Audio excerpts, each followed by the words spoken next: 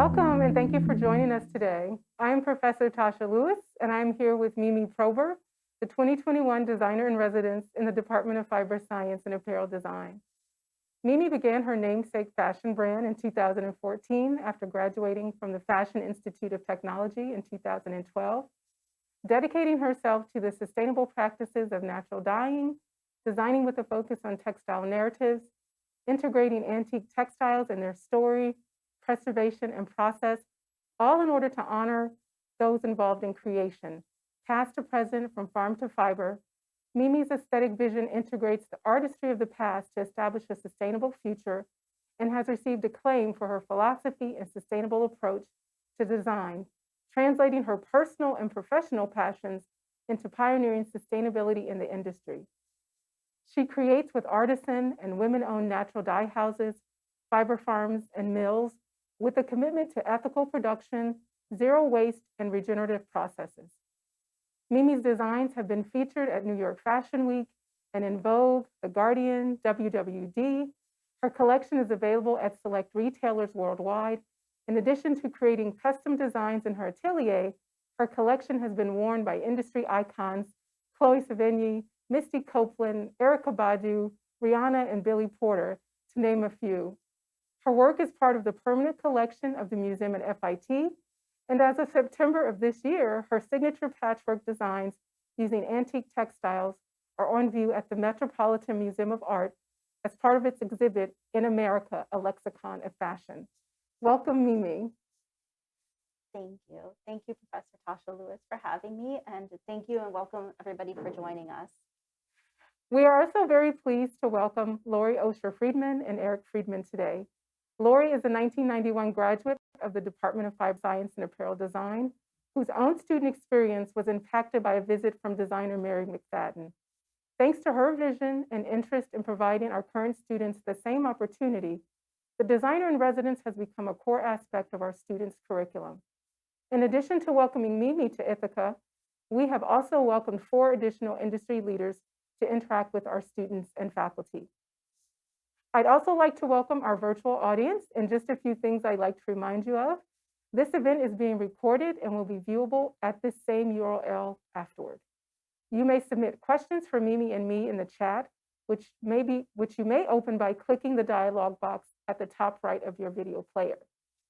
Throughout our discussion, we'll be sharing URLs and resources in the chat as well, so heads up for those. If you're watching the archive recording, those links are available in the overview section just below. So right now we'll take a pause and walk through the gallery with Mimi.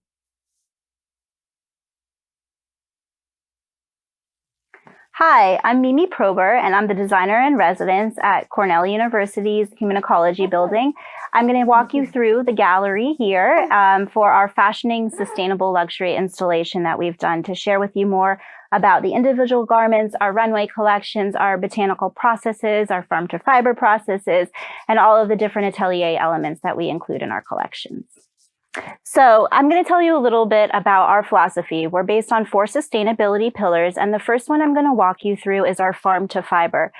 So the garments that I'm going to be showing to you right now, they are about the farms that we work with. We work with a lot of local and sustainable, ethical, small family-run farms. We work mostly in the US as well as internationally. And these pieces, we've developed custom textiles with ethical luxury fibers with these farms to support their family individual narratives, artisans, as well as the antique textiles that we use to preserve in our collections. So first, I'm going to show you a bit about the roving. So this is Paco vicuña, which is a rare camelid breed. It is only in the US, so it's very interesting because it is a vicuña bred with an alpaca. And I work with a local sustainable farm in Missouri. It's all family run. She has a lot of grandchildren who work with the Paco vicuñas, and they're so sweet. But what makes this roving really special is that it is really soft. So if you get a chance to visit the gallery, please touch and feel. But it has a very short micron count. So the micron count is very low, and it is about 12 to 14. And it's really such a beautiful luxury fiber, and the animals are just the sweetest as well. And then we have some cashmere. I work with Springtide Farms, and this is some local cashmere as well. They're based in Massachusetts, and then you'll see how it's developed into our custom textiles. So this is one of the crafts that we focus on. This is hand weaving. So you'll see this is actually a weaving without intention, a Japanese style weaving called seori. And you'll see we've integrated the paku vicuña, which there's hand spun as well as the different hand weaving. And then we've integrated our antique lace fragments, which we embedded within for our signature custom textiles. This is one of our hand felted textiles. Again, we work with local farms. This is actually felted by hand in upstate New York at Buckwheat Bridge, Angoras. And they are a sustainable farm that is wind and solar powered. And what's really wonderful is this is their Corma wool, but we've also done the wet felting on their farm. And again, using our signature custom textile, this is something that we've developed that is unique to us. And it includes the antique lace fragments that's embedded within. We use a lot of antique lace and antique textiles, and we preserve even the smallest of fragments. So this is a complete zero waste technique that we do. Moving into the garments. This is a hand woven, also with the paku vicuña from Victory Farm. And what's really special about this is this was done in collaboration with Nomi Kleiman. She is the textile chair at FIT and also a dear friend. And we worked together to develop, again, this custom textile. For me, community collaboration is so, so important. And then we've, again, kind of weaved within our signature antique lace. And then we have our lost wax casting technique where we use antique sterling silver, and this has been molded into a Moroccan style fibula. And then underneath we have our antique lace as well, which is hand draped. You'll learn more about in the atelier. And this is botanically dyed, which you'll also learn about our natural dyeing processes. So this is a hand felted coat. You can see how the textile turns into our jackets. This is, again, the paku vicuña. It's super soft and just really feels like you're being wrapped up in a cloud. But again, it's just all handmade with the antique lace fragments embedded within.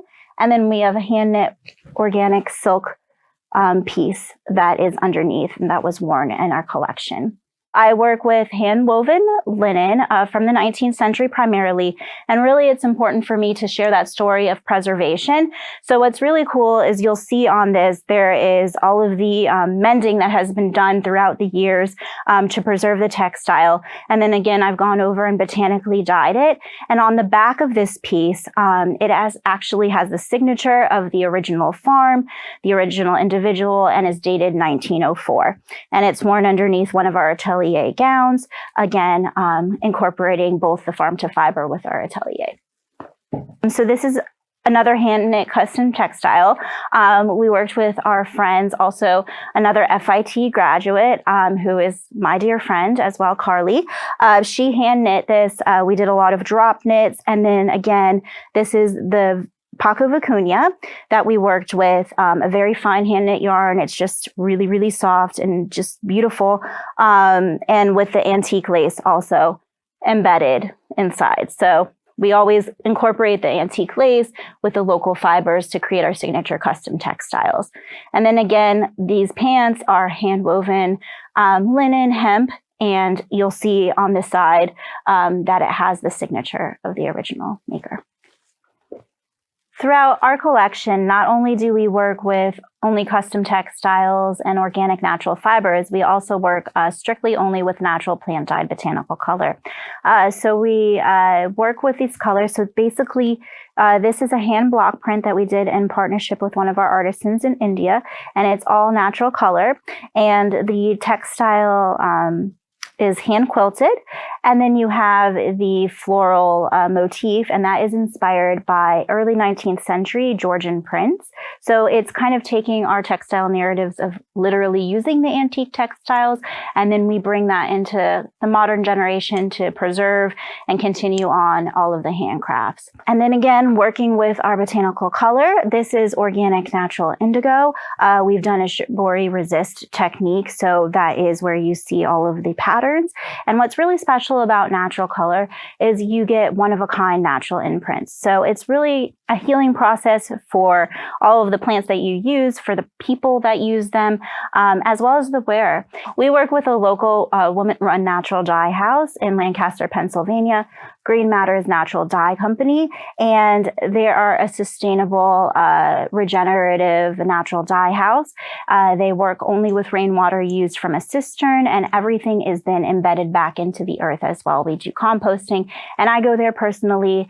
We develop our natural color for each season, and then we take it into our sampling and production and work on that for all of the different color palettes. So this is organic natural indigo, and then this piece. So this piece was actually achieved using pomegranate rind. We did a collection where the idea was integrating botanical color from the garden to your plate. So we did avocado. This was also the indigo collection. And then finally, we used pomegranate, and that's what gives it this light yellow color. So on each garment, we have our source tags, which tell the story. They're handmade paper. We work with a custom paper maker, Lauren, who is in a small farm in California, and she does the handmade paper and uses botanicals as well. So each season we have our color palette, and then the source cards, which share the story of the collection piece. And then we also have this tag that emphasizes the uniqueness of the botanical color. So with botanical color, you're going to each have kind of one-of-a-kind variations. That's part of its intrinsic beauty. It'll evolve with time, and it's alive. It's, living, and it's one-of-a-kind by nature. So this is our Alkanet colorway. So what's really special about this is our signature botanical process. So we will actually use botanicals such as flowers and create this watercolor hand-painted imprint. So this is using Alkanet. We've also used safflower, and it gives this really beautiful painterly watercolor effect, again, going in with the one-of-a-kind natural variations. It's literally hand-painted onto the garment using these discarded flowers. I work with a lot of local florists who I'll rescue their flowers that aren't necessarily alive anymore. So you can do this with dead, fresh, or that in-between phase of a flower. And we also do a lot of local foraging, and we again work with upstate farms and farms throughout the U.S. that grow organic indigo, and try to have that closed loop philosophy for our botanicals as well. So this piece is actually ice dyed. So we did, again, each season, we introduced new colorways, new color palettes, new techniques with the botanical color with the natural dye house. And this piece we developed with pomegranate, weld, as well as madder. And this is a really fun technique, again, giving that watercolor imprint. It's very impressionistic. And basically what you do is you do the same thing with the botanicals, but instead of steaming it, you will actually lay ice on it and let the ice melt into the garment, and then it gives this beautiful impressionistic painting effect. And then this is how it looks before the dye. So we do produce without natural color. We have like white pieces as well. And this will take me into our partnerships for our collections. So not only do we produce in our atelier with the antique textiles and the local fiber farms, we also work with artisans internationally. So the idea is for us to preserve the handcraft and those traditional narratives and techniques that could otherwise be lost with the forgotten fragments that we find in the antique textiles. So this piece combines our collections as well as the atelier. So again, moving and talking about our partnerships with creating custom textiles in India. So this is hand-woven, hand-spun organic silk. And then you can also see the hand smocking detail in all of the gathers. So technically this is my ready-to-wear collection, but it's still very handcrafted, oriented, again, supporting all of those artisans. And then we move into this piece, which is actually constructed from antique calico quilt. So it's hand blocked with all of these panels of different hand printed calico cottons from the early to mid 1800s. So you'll have all of the different prints. And what's really special about this too is all of the work in here was used for natural dyes. So it's again taking those textile narratives, the idea of preservation, and we're bringing it forward now for the modern generation to create these modern handcrafted heirlooms. This is our Corinne coat, and this is handcrafted from an antique coverlet, and that was from the early to mid 1800s. So what's really special about these coverlets is they were woven on large floor looms, and most of them were signed and dated by their makers. It was a traditional craft that had been passed on. Some women would weave in their homes, and these are the figured and fancy pattern. And you can really just see all of these beautiful details. And what we do is we take those coverlets that are in pristine condition with all of our antique textiles, things that maybe would have been forgotten or discarded or people don't know what to do with because they aren't usable as their intended original form. And then we transform them into these one-of-a-kind garments. So you'll see one of the coverlets also on the back here. This is a different style of the coverlet, but it's still with the same kind of philosophy. You'll see on here, it gives all of the story about the Corinne coat, that it was hand woven in the 19th century, where it came from, and just all of those textile narratives to just really emphasize that this piece is unique. All of the antique textiles are unique and they are one of a kind. So this is our hand-quilted kitty coat. Again, it is an antique textile from the mid to late 1800s. It is a boutique French floral, again, using the printing techniques and with all of the hand quilting. So it's a whole cloth quilt. And instead of all of the different blocks and panels, it's all one piece and then it's hand quilted. And this piece is actually reversible. So you have as well, you can wear it on either side.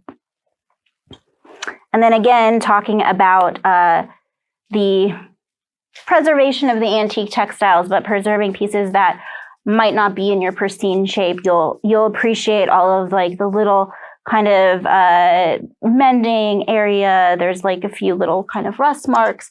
And that again becomes part of the story and something that we share on our cards, because each part of the story and the history is treasured and should be cherished and passed on from generation to generation.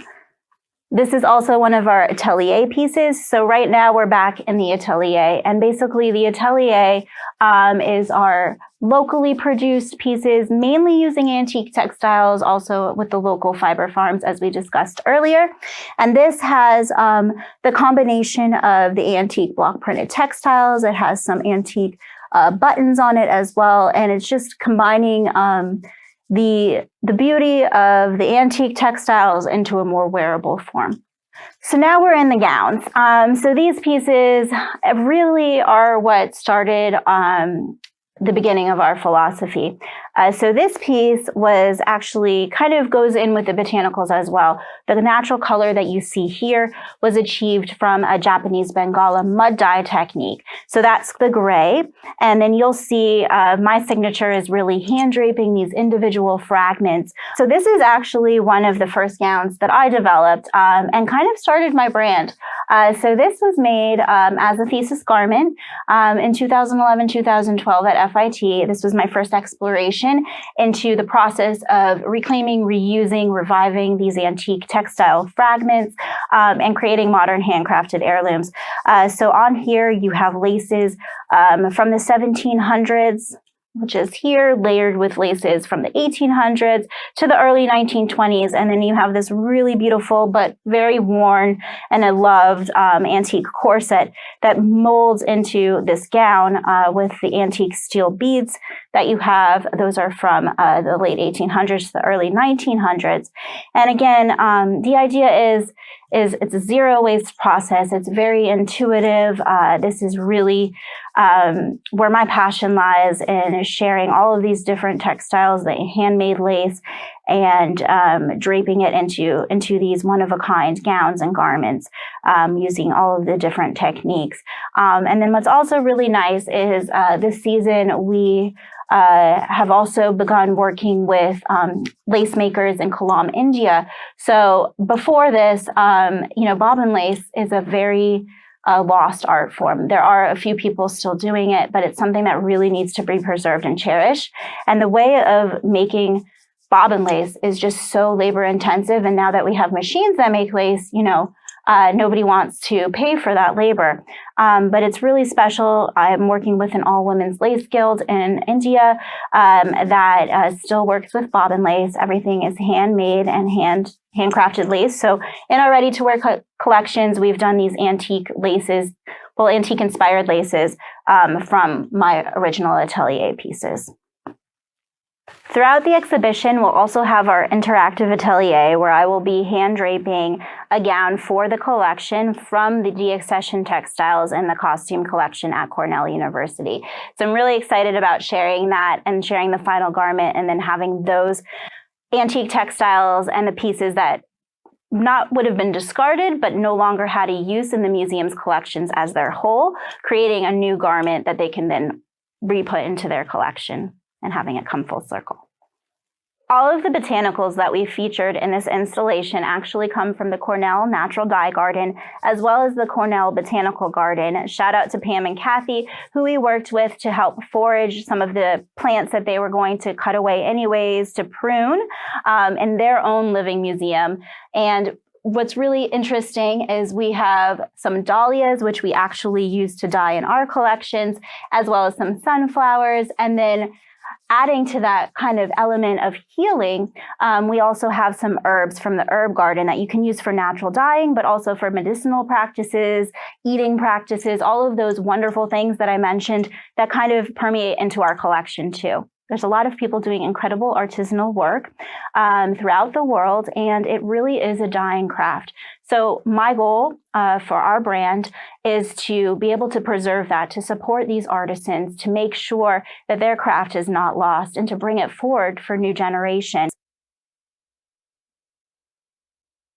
Welcome back, everyone. We hope you enjoyed the tour through the gallery with Mimi. I'm here live with Mimi now, and I want to start the interview process. So please put your questions in the chat. If you have any comments about the tour, we'd like to see those in the chat as well. So Mimi, just to open up, I'd like to ask you, what inspired you to begin your own fashion brand? So basically, in 2011, I was really discouraged. I was still at FIT. I was discouraged with the excess in the industry. Our workrooms at that time were kind of filled with old muslin. And for me, it was just really disheartening. So I tried to find a way to connect my love of preservation of these textile narratives of the decorative arts, antiques, and history, and collaborate into fashion design. So that's kind of how my thesis came to life. And then in 2012, that was my thesis collection, my graduate collection. And the late Amsala Abera was my critic, and she also became just a very close mentor and was one of the first visionaries that helped just show me that what I was doing was kind of innovative and on the right track. So I won the Critics' Choice Award. I got some traction. And at that time, these kind of philosophies were really not being discussed. So for me, that felt like a good time to further explore and kickstart my brand in 2014. All right, great, thank you. We have an audience question from Amanda. She wants to know, do you have any advice for how to excel in fashion school? She's planning to apply to FIT for the fall semester. Amazing. Hi, Amanda. Good luck and congratulations on your application to FIT. FIT is an amazing school, and there are really great programs for everything that you want to do in fashion design. I would really kind of dig deep and see what moves you, what inspires you about fashion, and kind of hone in on that. For me, just being unique and independent of yourself and kind of not thinking about all the trends and the forecasts, that to me is what's special and what's going to make you stand out. Great. We have another question from Nancy. She asked, how did you find the farms that supply your wool and the antique jewelry and lace? I work with local fiber farms in the New York State area, as well as in Missouri and throughout the whole United States region. My idea is to just have that centralized fiber system. There are so many wonderful farms and mills that are doing beautiful work internationally as well as locally, and just kind of connecting and partnering. There's really wonderful fiber farms. I know we're going to link them below, kind of some of the ones that I work with.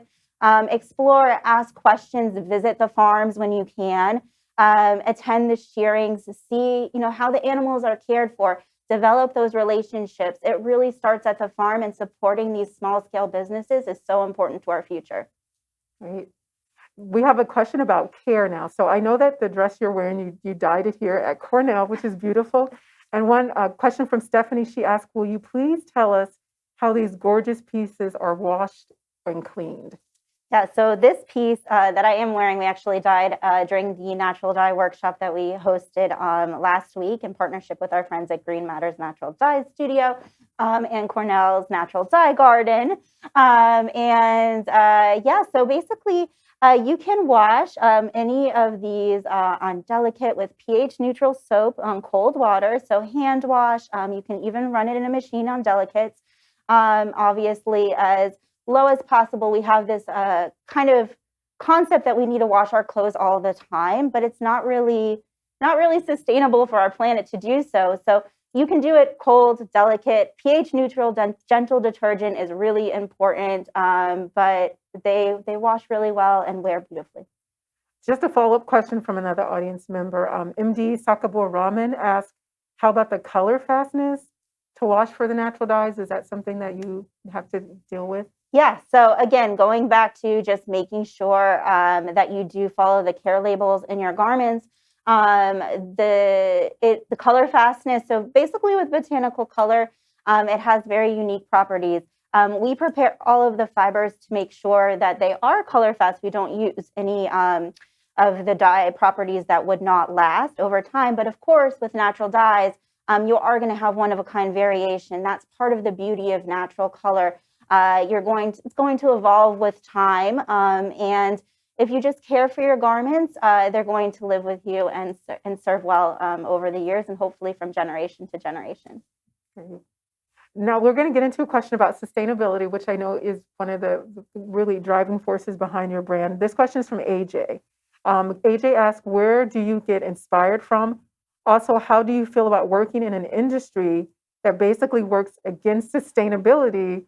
For example, like fast fashion brands, things like that. So for me, the inspiration is really working directly in textile creation. Again, working with the artisans, working with the fiber farms, working with the small businesses that we can support to carry on those crafts for the next generation. I try to kind of clear out the noise of the industry if I can.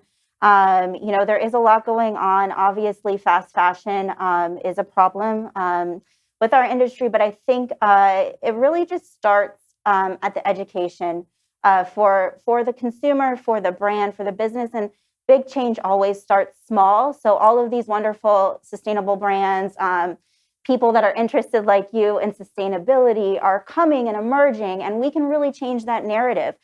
So ask tough questions, don't take everything at face value, and just really, as a consumer, if you can, support what you believe in, because your investment is the investment for the future of these successful brands, these new initiatives, the new sustainability kind of mindset. Great.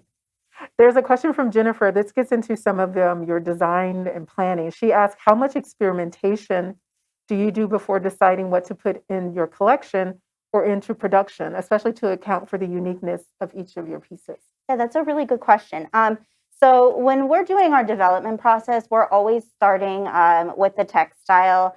We're always trying to incorporate a new artisanal textile technique that originates from obviously our antique textile core philosophy.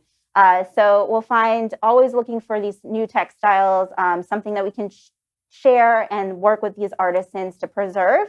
And then taking it further into our natural dye color palettes, we will experiment with swatching and development, and obviously finding the balance between creating artistic-based garments as well as being able to move that forward in production. We have great partners that we work with. And then, of course, our sales team that we work with. We create line plans and all of these things behind the scenes to just make sure that it translates more in a business mindset rather than just art, even though we are very true to our core pillars and making sure that these pieces are unique and one of a kind inherently. The questions are still coming in. We have a question from Mia about, she said the dress turned out beautiful. And she said it was such a pleasure to watch you create the piece. And she wants to know, do you have any advice for a designer wanting to start working with natural dyes? Hi, Mia. Thank you so much. So yeah, I think exploration, I mean, there's so many wonderful resources that if you as a designer want to explore into natural color, take that time to do.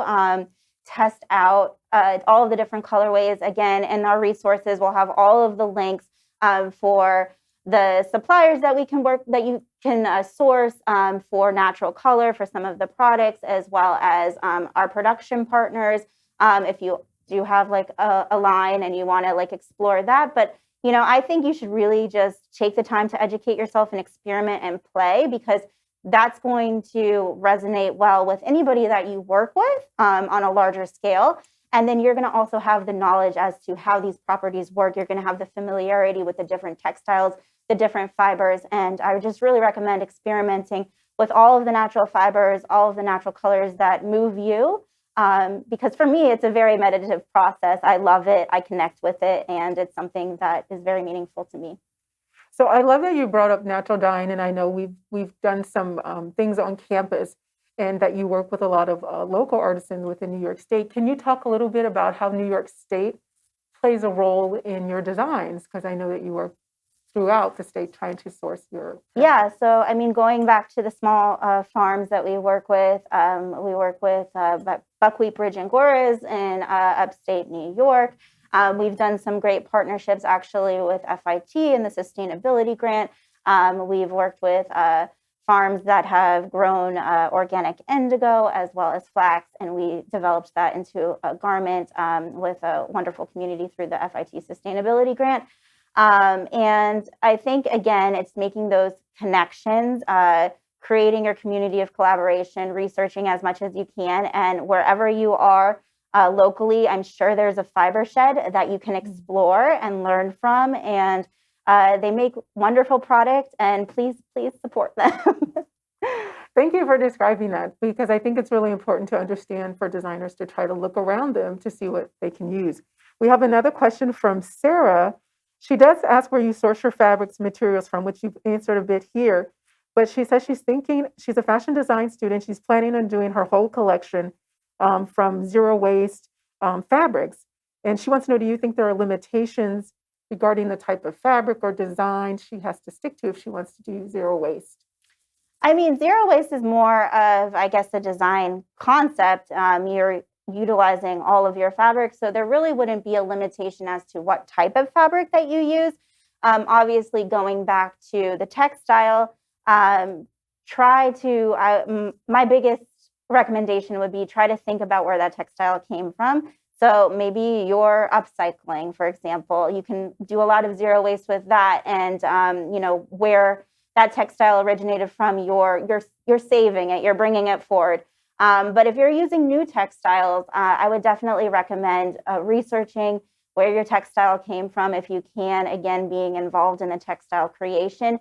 And I know that's multifaceted from the zero waste philosophy, which is, making sure you use every piece, which is so important, but it's also making sure that the creation of the fabric, if it is a new fabric, is done in a mindful, organic way that is fair to both the people and the planet. Good. I know that we've spent some time on campus doing different activities since you've been here.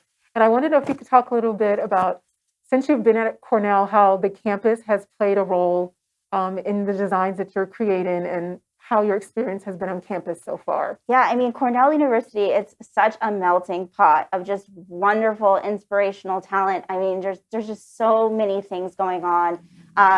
And then, of course, we have our fiber science and design, which there's just incredible facilities. I'm looking forward to developing some new textiles for our collection. But then working with the students, it's been so wonderful to see their enthusiasm, their new ideas, to be able to work with them to create these natural colors. And then we're also, while we're here, going to be working with the Cornell fashion collection on some de-accession pieces from their antique collection that we actually dyed several of the laces, the students and I, during the workshop. And then we're going to reincorporate that into a new garment. So next week, we'll be draping with the students, we'll be embroidering, we'll be creating one of our signature pieces that will then go back into the Cornell collection. And of course, our work with the botanical gardens on the exhibit, as well as with you and all of the wonderful professors. It's just such an inspiring space. I'm so grateful to be here. It is. It's been fun hanging out with you as we go around campus to find wonderful things to add to your designs. It's been a wonderful opportunity. Thank you. We have some more questions. I have a question from Justin. Justin asks, what do you see as the biggest challenge in addressing sustainability or closed loop zero waste as you continually work in the fashion industry? So is there anything that you see as sort of the biggest obstacle or challenge as you work? Yeah, I mean, from a personal perspective and a business perspective, really, I think it's our connection with clothing. We have to revalue that. We have to really cherish that. I think it's educating, again, the consumer as to what, even if you're not into fashion, what you're wearing means to you. And a lot of people don't realize that just, your average t-shirt or your average pair of denim is not automated. There are actually people making these clothes. And I don't think the average person knows that isn't necessarily into fashion. So it's going back, and education is really key. And then just, again, as consumers, asking questions to these larger businesses, that are doing these things as sustainability does take a more forefront, and just making sure that they're accountable for their actions, and just questioning those things, because again, sustainability should kind of be intrinsically part, I believe, in the fashion industry. It shouldn't be this marketing trend. It shouldn't be this conversation. Hopefully we'll get to that point. But it's really about questions and education, and taking the time to appreciate all of the garments that you have in your own collections. There's a question, because you work in such a unique way. So Angelique asks, do you begin with the silhouettes in your design process, or do you tend to begin with the materials and let them guide you? So how do you start your design process? That's a great question. So yes, we begin with the textile. So the textile is really at the core of everything we create. That is going to speak to us into how we can use that, how we can bring it forward, how we can preserve these details into the silhouette of the garment.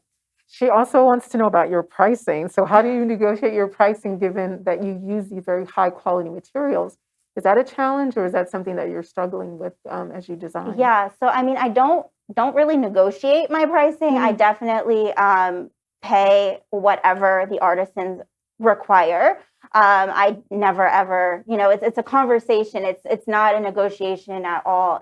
Anything that they need, I will give to them wholeheartedly, because that's important to me. From a sustainable business model, it's still, we're kind of like, trying to figure that out, because again, it is re-educating the consumer on the value of your clothing. So yes, our pieces have a higher price point, but we don't see that bottom line as much as, we pay fair wages to everybody, beyond fair wages, depending on anything that they need and they ask for. And so pricing structure is interesting, and it's again a conversation of re-educating our value to clothing.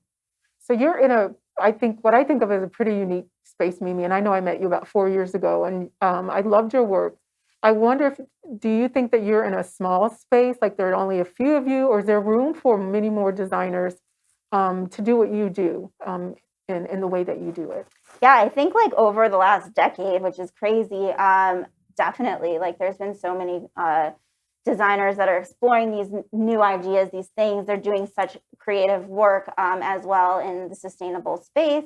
And they're my fellow peers, and I definitely support them. And I think that there's a place for everybody, as long as we're doing things authentically. And, hopefully, again, the consumers, the people that actually buy into your pieces, will understand that and resonate with these philosophies. So it is gradually taken further, and doesn't just stop as a trend. So there is more space in the Yeah, market. absolutely. And I think there's space also for those big corporations. I know they're like doing some great things in the sustainable space as well. But my hope is that it's not just a little point in their projection, or a little point in their retail stores, that it becomes the new guiding philosophy, and how we can think in new ways. And we've talked about it a little bit about natural dyeing, because had you come talk to my class about color standards and some things. When we try to scale up in the industry, natural dyeing can be a little bit different than what the industry is working with. Do you think there is an opportunity for these larger brands to look at natural dyeing as part of their business now? Yeah, I mean, definitely. I know, like with our production partners in PA, like they work with a lot of larger brands that are now experimenting with natural dyeing, which is great. But again, it's the conversation. It's making sure you create care labels that explicitly state, what to expect. And it's re-educating. I guess, there's a new trend, like we want to have like food waste, like there's like lots of these companies popping up that like revel in the fact of like a misfit, or something like that, and kind of like the same thing, not like a misfit, but it's just a new conversation on color. Like we don't need those quote unquote standards, because those standards are not natural. What's natural is the plant-based pigments. You're going to have variation depending on the plant matter, depending on the season, depending on the pH levels, the rainwater that you use, or the water just in general. So you've been visiting us, and we are in fiber science and apparel design, and you can kind of move between two spaces in the work that you do. Are there any key lessons you would want our students to know about sustainability based on what you've seen while you're here? Is there anything that you really want them to understand about sustainability as they go out into the fashion world? Yeah, I think it's such an exciting time, because there is so much like at your fingertips, especially here. Take advantage, if you are a student here, of all of the wonderful things that the fiber science department is doing, and beyond the department as well. I mean, you have really like the whole campus at your fingertips, but also just even if you aren't a student here, I think, again, going back to ask a lot of questions, try to educate and research yourself, research as much as possible, so you do have that knowledge. And textile creation development, that'll help guide you in a way that is more ethical. You're going to make connections with the fellow community. Our community is really small. Everybody knows somebody that knows somebody. So that's going to really help you center your work, as well as hopefully create individualized work that inspires you. And I think that really is the ultimate, is just educating yourself, but also being true to yourself and creating things that aren't necessarily available everywhere. Because fashion, clothing in general, again, it's all not automated. It is people make it, and it's a lot of work. So create something that's meaningful to you. That's the most important. Do you think that it's important for students that want to work in sustainability to brand themselves, or come up with a certain way of being branded? You're very branded. You wear your designs. You have a very specific brand presence. Do you think that's an important part of sustainability? Because the space can get a little murky with greenwashing, or companies saying they do certain things. Is there a certain way that a student should present their work, if it is sustainable, to really show that they are transparent? Yeah, I think exactly. Being transparent, knowing your sources, visiting your sources, being a part of the creation of your sources, actually knowing how to make the pieces, working directly with the people that you work with. It's community, it's collaboration. And, being authentically transparent is going to, I think, be the key in making sure that you are doing things in a mindful and meaningful way. Do you have any recommendations? One audience member asked if you could suggest any books or videos or sources of information to learn about sustainable fashion. Are there any resources? your wonderful book. Would you like to talk about your wonderful book for Well, a second? I have books, so I can definitely share that in the link. Yeah, But that would. I wrote a chapter on Mimi for one of my books where I talk about your specific work, and it's But about global sustainability. And but did you have any experiences with any particular references, or did you kind of learn everything on your own by researching or talking to artisans? Has yeah. that been your experience? So I mean, again, like I've been doing this for a while, so I kind of went all full circle all the way into just researching and being a part. And as my like business has grown, and we've worked with all of these different people, just visiting them, trying to network again. As far as like just a book, I don't think like one book that's going to tell you everything, but there are so many wonderful books out there depending on what you're interested in. There is the regional textile, as well as there is a guide which I'll have linked. I'll add it to the links below that you can use for sourcing too, for more fiber systems. But I really recommend kind of going head first into it, and discovering and finding your own kind of thing. There's wonderful people that put this work together, but it's not going to be the same as you going and visiting on your own. So I know I met you through a former graduate student I had, Helen Trejo, who's yes, graduated, exactly. and she worked on creating the New York State fiber source book. Is that something that would be useful to you as a designer to find these fiber farms so that it teaches you where these locations are? Yes, and Okay. I think her book is it published? It's a resource. It's available through the Cornell library. Okay, so we definitely need it because yes, everything that she has done in her research is absolutely 100% authentic and transparent, and I adore her. And I think it is definitely a valuable tool for our future. So it could be a great resource to find some of these farms to go get fibers from. Yeah, and many of the farms that I work with are also listed in there and beyond. And I know that's how we connected, was because I was actually working with these farms that she was writing about. So yes, let's definitely include that link. How can you talk a little bit about approaching a farm? So this is not maybe a designer may not normally do this, but approaching a fiber farmer and saying, I want to work with you.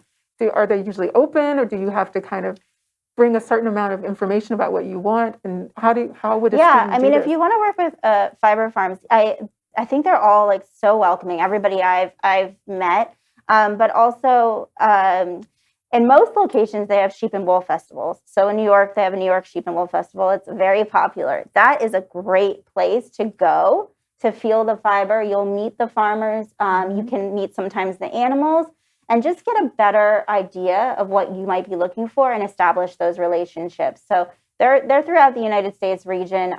So definitely check that out if you can and visit. So can you talk about why you're talking about fiber farms? And I know that's also kind of a part of your pillars, farm to fiber. Can you talk about the 4 pillars that define your work and how you think about them? Sure. So like my philosophy is based on preservation, farm to fiber, ethical production, and community engagement. So the preservation obviously goes back to the antique textiles that we work with. We have a zero waste technique that utilizes, preserves, and shares every single piece because it's too precious to ever be discarded. And then again, bringing that forward with working with the artisans, with our ethical production, and preserving these techniques and making sure that those crafts are not lost. And then, of course, the farm to fiber, we developed the custom textiles that you saw in the gallery preview. So we work with the local farms to develop our signature custom textiles. And then community engagement, obviously, situations like this where, I'm able to work with students, I'm able to be at Cornell University and also become inspired by the work that is happening here. And then we also host, just like for museums and educational institutions, as well as retailers, what we call an interactive atelier. So that would allow us to host workshops, mending, repair, as well as just kind of give an insight into our textile library and educate those that might not be so involved in the fashion process. Okay. So I want to talk a little bit about a little bit of pop culture, but not too deep, but just kind of your experience working with Fashion Week. How do you feel preparing for Fashion Week? Is that something that takes up a lot of time? Is that a crucial part of your business? How do you approach doing New York Fashion Week? Yeah, so I mean, I've definitely had the experience of it, and I think it's a great opportunity, but you do have to be cautious as a business. I believe again, it's finding that network of community. I have great people that I work with that help produce shows for New York Fashion Week that are iconic. So that's how my opportunity came along. But as we're very specialized, I think a lot of it could be lost on the runway. So I'm definitely a proponent for imagery, for documenting the process, for taking photos that's something that speak to you. If you do want to showing in a way like a presentation or something that translates your philosophy. And I mean, if you are starting a business, I know like New York Fashion Week or any fashion week is like, all starry eyes, but just be mindful of your investment in that, I believe, and just making sure that if you are going to participate in it, you're participating with really strong people that are going to take your work forward rather than just, a one-off production that might not have as much value if you put into a process video and shared it online. Would you say Fashion Week is valuable? Because I know I see your pieces in Vogue from the catwalk, so it's a really great way to have visibility. Yeah, I think, again, it's establishing relationships. I'm very, very lucky that I have some wonderful people that believe in my work, that consistently write about me, and I'm able to share those new seasons without having to necessarily do a runway show. But it's like an investment. But I think that with our digital presence and everything that has changed, with COVID and all of that, it's not an essential. Like you can definitely translate your story and share it with people and find your tribe without having a runway show. Can we talk about celebrities? Can we talk about how you either outfit celebrities, or do they approach you, or do they reach out to you for pieces? Do you have a celebrity following? How does your dressing of celebrities work? How does that fit into your schedule? I'm usually very quiet about that. Okay. But I mean, again, resonating with people that understand what you're doing and your aesthetic. I have some wonderful private clients that I love dearly and I'll do anything for. But they understand my vision, and it's important to just connect with, again, somebody that's appreciative of that. Whether they are a celebrity or your client, it's all the same. Okay, are those particularly, so you distinguish your custom pieces or your atelier pieces? So those are kind of what are made to order for specific clients? So my atelier actually, now that we work with retailers, the atelier is primarily the pieces that are made kind of in-house, that are made locally, and sometimes with antique textiles. So that's how we differentiate the atelier versus our just collection ready to wear. Okay. And the difference between doing your collection versus your atelier, is there a difference in terms of your production or your timing? Being an entrepreneur, do you have to try to juggle the timing where you work on atelier versus working on collection? We work on both simultaneously. Obviously, we have wonderful production partners that help us produce our ready-to-wear collection, which has allowed us to sell in retailers. And that still has very strong philosophy, but it's allowed us to expand just beyond, our small circle. So it's allowed us to open up our work with artisans from all over the world that are doing wonderful work and preserving their craft, because again, it could definitely be lost. Our production partners in India fully support their employees, so all of them are part of the business, and as well as they fully fund all of their the women workers, as well as their children, full education. It's just a whole process that really is important with people and planet. And again, finding a network of people that resonate with your philosophy, that was very difficult for me to begin. So that's kind of why I was just making one-of-a-kind custom pieces. But obviously that a long-term necessarily isn't supporting like a broader scale. So it's my hope to be able to support so many more people in my own work and still be very hands-on and intimate with those pieces, whether it is the collection or the atelier. So kind of given some of the things we're dealing with supply chains now and things like that, are you impacted by any of these sort of delays or situations we're experiencing because of the pandemic or because of factories shutting down? Are you, because you do have a portion that's domestic, are you facing any challenges, or you think that you're okay because you're kind of a smaller operation? Yeah, I mean, definitely we are like, a smaller scale, so we're not overproducing. I mean, that's something that's really important to us. We only produce what is ordered. But yeah, I mean, it's been a challenge with COVID. We definitely, had pauses, everything was shut down. But we've all kind of came through it and figured out new ways to work. And I think what's most important is everything, again, is created from the farm to the fiber. So we're developing custom textiles. Those take time. Again, like educating our retailers that everything is just created entirely by hand. And we have to respect all of those people that are making these things. And it takes time. I have an audience question actually based on some of the things you've said. Nicole wants to know, do you accept donations of antique lace, coverlets, and other vintage natural fibers? I mean, I do like work with people who reach out to me that want to share pieces that they've inherited or not sure what to do with. I'm happy to bring new life into those pieces. So they just have to contact you. Yeah, but they don't have to be donations. Okay. But yeah.